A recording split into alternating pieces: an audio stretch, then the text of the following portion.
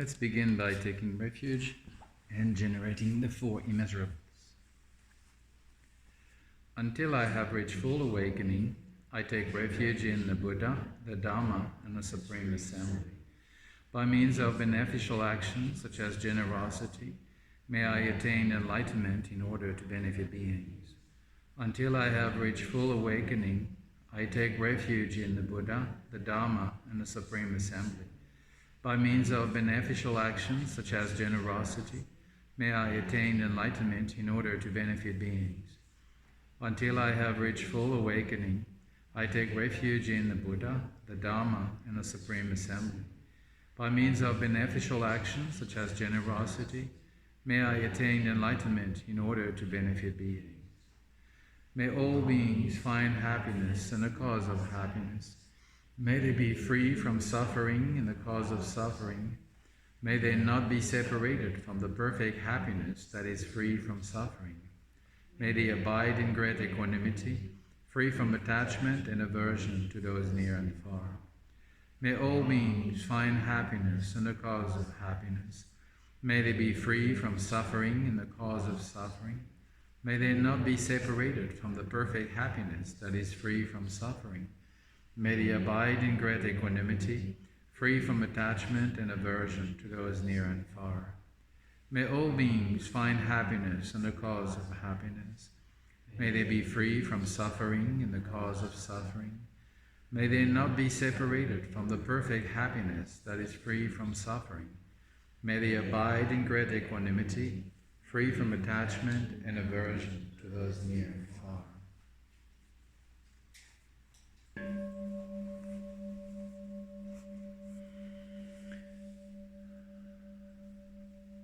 Let's begin by taking a moment to become fully present that we are here by letting go of what we've been doing before we arrived here and leaving on hold what we might have to do in the future.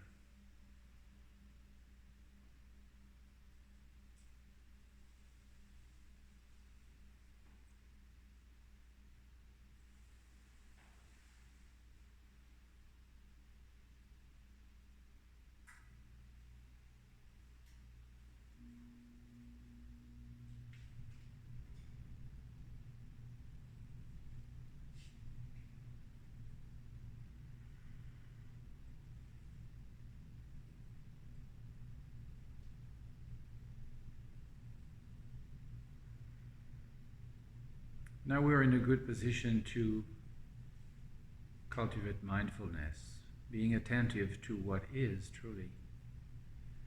We pay attention to our posture. We notice the contact with the ground, whether we sit on a chair or directly on the floor. We notice the stability we gain through this contact. Our hands can be resting palms down on our thighs or in the meditation gesture that is the right hand in the left. The back is straight without any unnecessary tension. And the shoulders are slightly outstretched. And as we breathe in and out, we begin progressively to feel the center of gravity of our body slightly below our navel.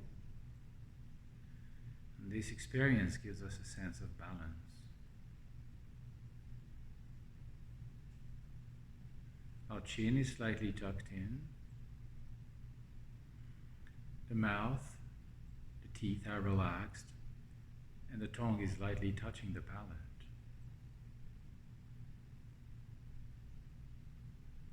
Our gaze is directed straight ahead, slightly downward. Eyes half closed in a soft and open vision of what is directly in front of us. If we find it more comfortable, we can also keep our eyes closed.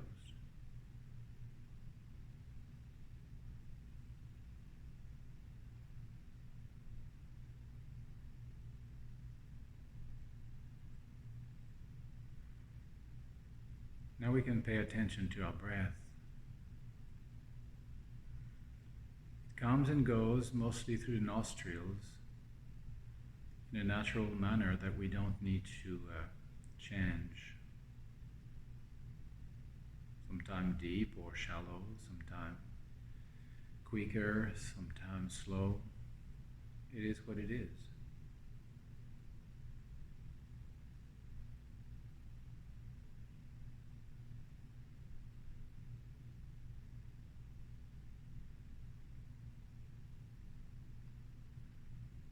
Now we can notice our mind activity, or for that matter, absence of activity. Whether thoughts are present or not doesn't really matter in terms of our meditation. What we try to pacify is not so much the flow of thoughts, but the constant need of engagement that the mind has, the meditator has, trying to produce some sort of result by controlling, suppressing, or promoting this or that. This is what we pacify. We let go of this old habit. And then we open our mind to its true dimension, which is limitless and infinite, and to its natural creativity. Sense perceptions, thoughts may arise, but they really last for a very short time, like a spark bursting out of the fire, or a shooting star. You notice it, and by the time you notice it, it's already gone. You don't build up a train of thoughts, afterthoughts. You just come back to the natural state, aware and spacious. And if you need an object of reference, then either the posture or the breath will be very convenient. You can come back to either of these two for a while, find your stability again, disengage from whatever conceptual activity you felt trapped in, sense the space, the balance, and the awareness again. And let your mind be.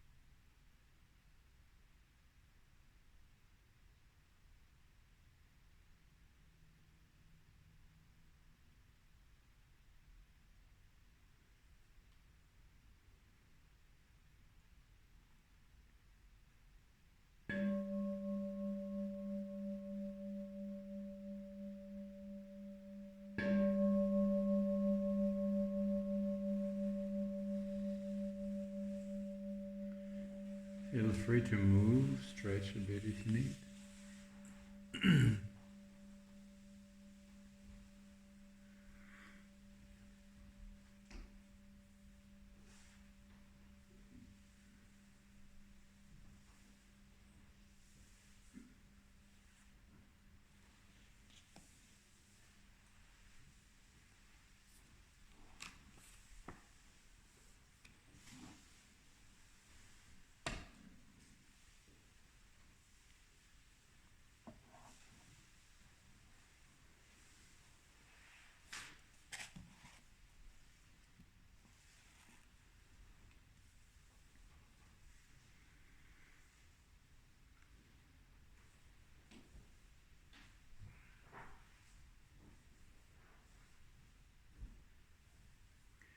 The road to enlightenment can be described in many ways.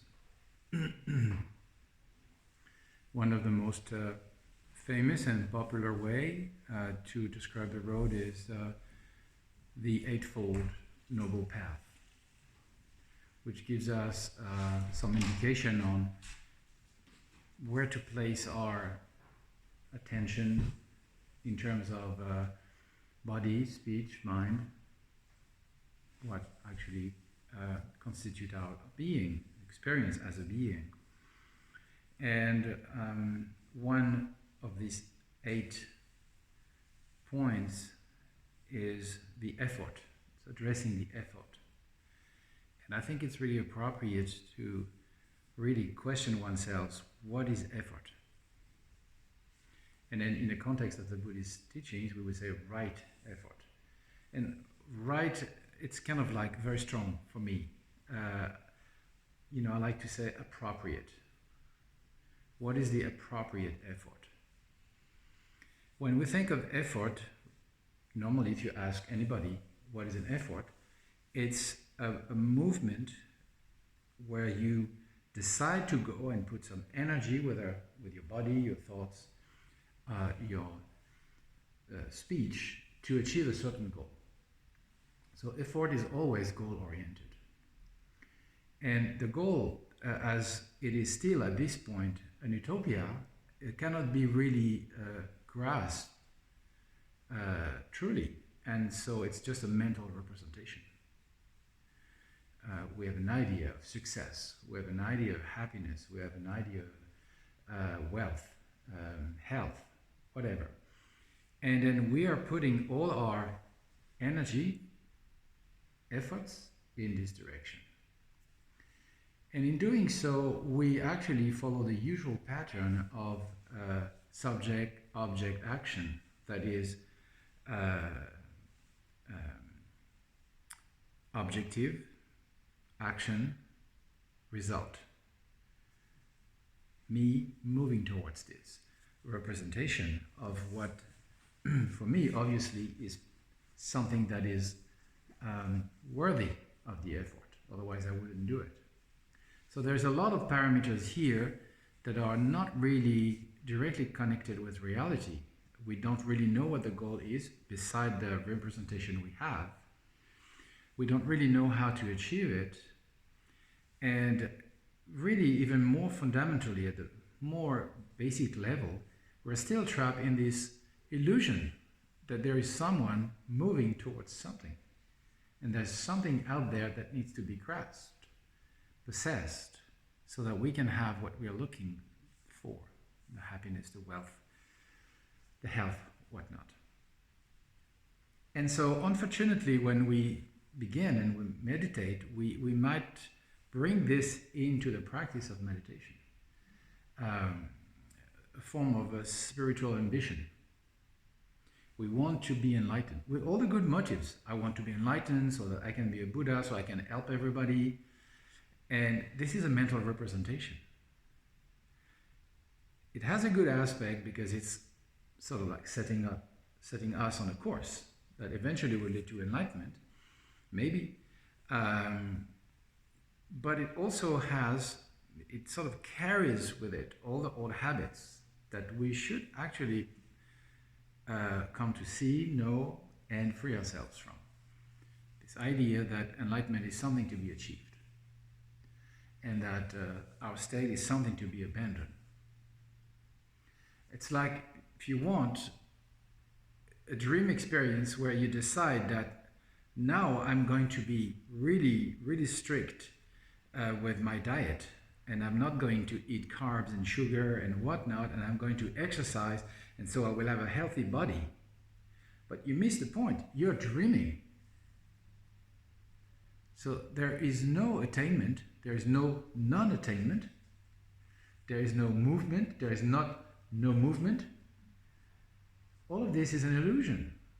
There's only the play of the mind with its habits and preferences and so on. So the essential point, we've missed it.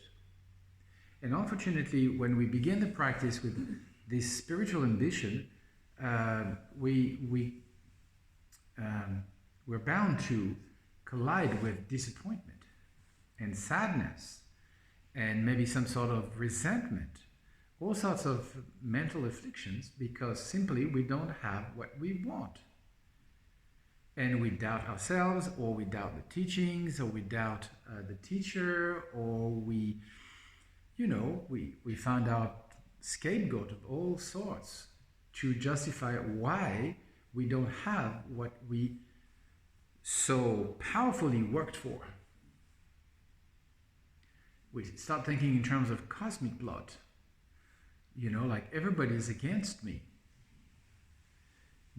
And Trungpa Rinpoche, to the cosmic plot conspiracy theory, said, who do you think you are? You are so important that everybody has to sort of like be on your case. Another mental representation. The truth is nobody cares about you. Really,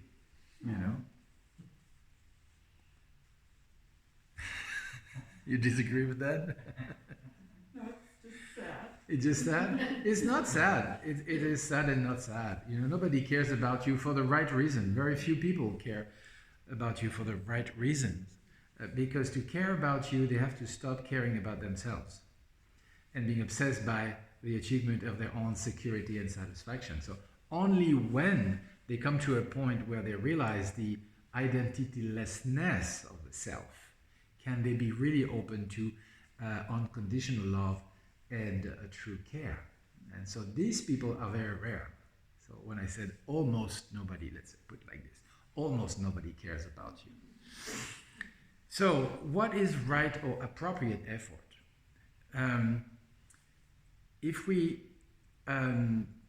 read the literature, both the sutras and the oral instruction about Mahamudra, about how to come to experience the true nature of our mind, there is a view that is very, very clearly explained in these texts that is, we're all endowed, all sentient beings are endowed with the Buddha nature. It is the very deep essence of the mind, empty, yet cognizant, clear, endowed with all the wealth. So on one side, it points out towards the emptiness, but on the other side, it points out to the, how would you say that, the plentiful nature of mind, with all the qualities. And this doesn't have to be built or purchased. We don't have to change our old self to get a new one that would be of an enlightened nature. It is there. And there's no difference in terms of quality between our Buddha nature as a trainee, or somebody who is disconnected even from this, and somebody who has fully realized, actualized their Buddha nature. Because the essence of this Buddha nature is emptiness, and emptiness is all pervading. You cannot divide, you cannot build a wall in emptiness, the right side and the wrong side of the wall. It just doesn't, it's not possible. And as the qualities are indissociable from the emptiness, wherever emptiness is, the qualities are. So there's no partition in the mind. There's only individual presence or lack of presence to this reality. So the right effort in this context, this is the view. The meditation, what is the meditation? The view is we're all endowed with the Buddha nature, full and perfect. The meditation is not overdoing it. Not trying to do things. In the text called the Uttara Tantra Shastra, the treatise on the supreme continuum of this Buddha nature, it is said, in this Buddha nature, there's nothing to add. In this, there is nothing to subtract. We just have to be present to this reality. We have to fully embrace this reality through our own experience, because it's an individual experience. So there's nothing to add, there's nothing to subtract. And in our meditation, the right effort will be an effort of mindfulness. But mindfulness can be a tricky word. Okay? Mindfulness can be, I am very aware and mindful of the object. I'm aware, I'm doing the dishes, I'm aware, I'm walking, I'm aware. You know, this is training. This is effort mindfulness. This is not effortless mindfulness. We need the training, obviously, to sort of break the old habits and then begin to have the wheel spinning in the other way. Okay? But the mindfulness here is just to notice what is. Mindfulness should be really understood as a form of memory. We have to remind ourselves. The word, both in Sanskrit and Tibetan, really convey this flavor that maybe the English word mindfulness doesn't really convey. The sense of to remember. What do we remember? We remember the view. And we're all endowed with the Buddha nature. I just have to let go everything which is not this, so that what is will appear clear and unobstructed. So when we relate to our meditation, the right effort is mostly to let go. It is not to overdo it. You know, we are watching a series on country music. We almost finished 8 volumes, and there's this fantastic harmonica player, and he was very talented, and he played super fast and so on. And during a session, an older musician comes to him and say, "You play too much. You play too much." You know, and this was a lesson on letting go. It's not overdoing it with your harmonica, even if you're super talented. The real wisdom, the soul could say in terms of music, the real wisdom is to be in what is and just to do what is necessary. And in terms of meditation, what is necessary is to trust our posture and make our body comfortable. Trust the view, that is, we are all endowed with the Buddha nature, and all the rest is just adventitious, fleeting impurities that create a smoke screen that prevents mind from knowing itself.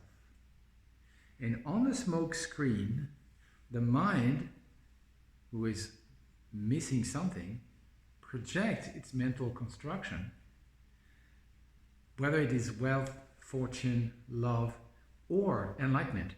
It's the same thing. It's a projection of a mental construction. Maybe projecting enlightenment on the smoke screen is not such a bad thing after all, because eventually you will learn to let go of this childish beginning.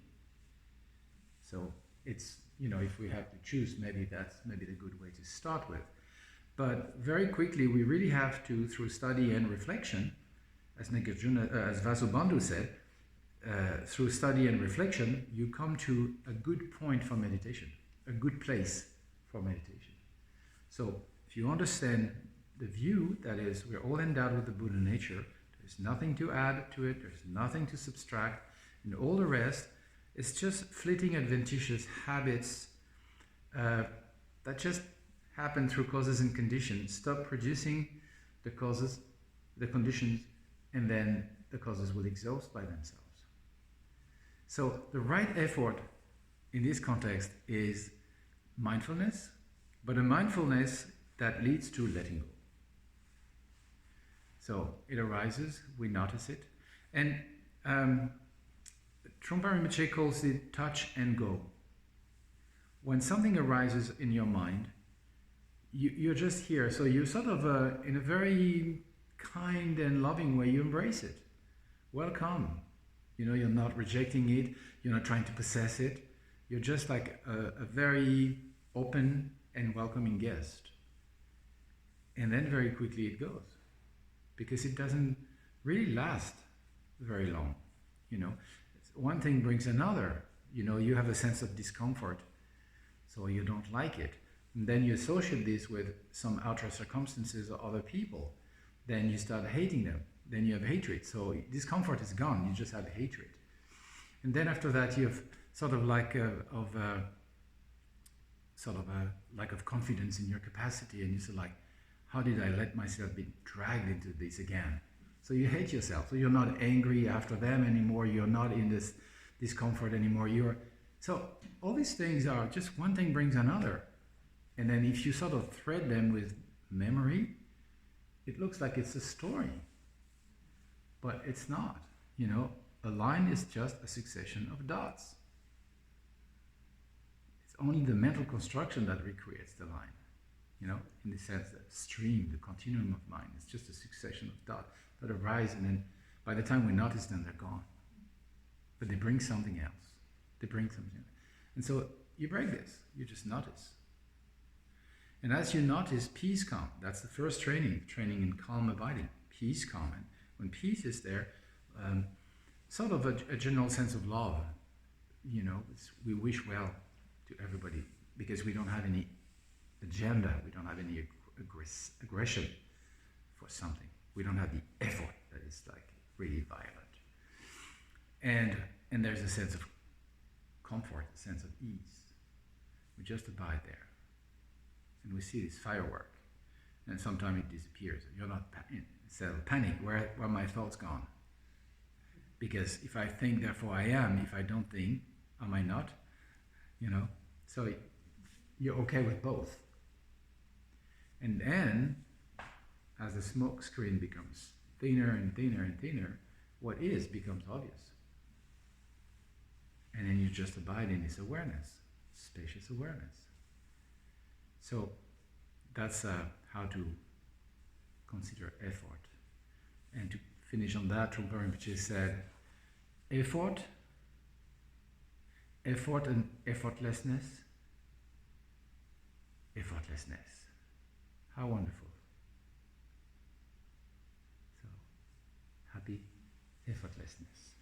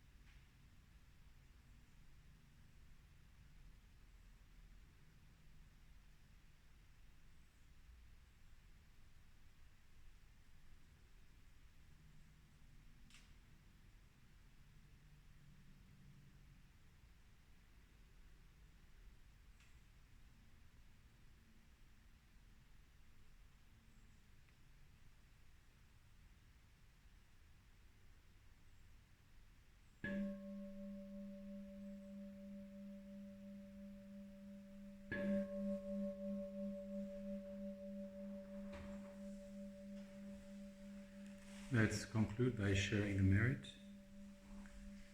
Through this merit, may I attain true omniscience. Then, having overcome all harmful, destructive forces, may I liberate sentient beings from the ocean of existence and escape old age, sickness, and death. May the most precious mind of awakening that has not yet downed no rise, once arisen, may it never decline, may it continue to increase evermore. Thank you all very much. Thank you.